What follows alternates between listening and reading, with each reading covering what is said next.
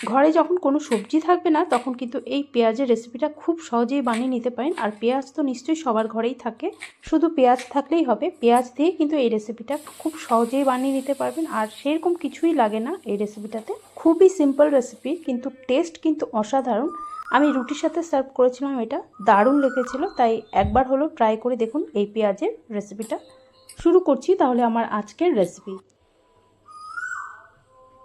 এখানে 5টা পেঁয়াজের খোসা ছাড়িয়ে রেখেছিলাম, সেটা নিয়েছি।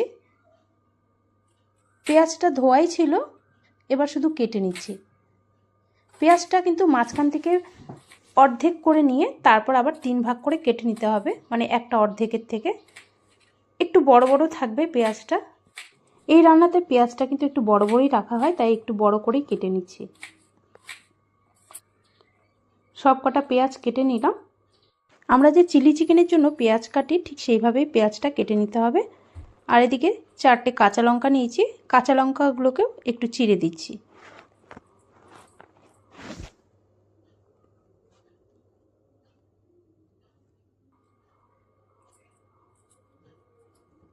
তো ব্যাস হয়ে গেছে। এবার আমি কড়াইটা বসিয়ে দেব। গ্যাসটা অন করে কড়াইটা বসিয়ে দিয়েছি। সর্ষের তেল দিয়ে দিচ্ছি কড়াইতে। সাদা তেল দিয়েও কিন্তু রান্নাটা করা যাবে। পরিমাণ মতো সর্ষের তেল দিয়ে দিচ্ছি। খুব কম তেলে কিন্তু রান্নাটা হয়ে যায়।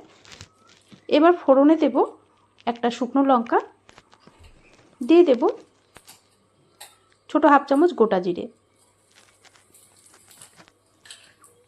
দিয়ে দিচ্ছি এবার সামান্য হিং। এবার চেরা কাঁচা লঙ্কাগুলো দিয়ে দেব।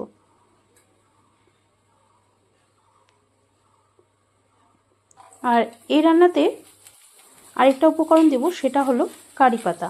আমার কাছে ফ্রেশ কারি পাতা ছিল না, তাই আমি শুকনো কারি পাতায় অল্প দিয়ে দিচ্ছি। ফোড়নটাকে একটু ভেজে নিয়ে এবার যে পেঁয়াজগুলো কেটে রেখেছিলাম সেই পেঁয়াজগুলো দিয়ে দেবো এর মধ্যে।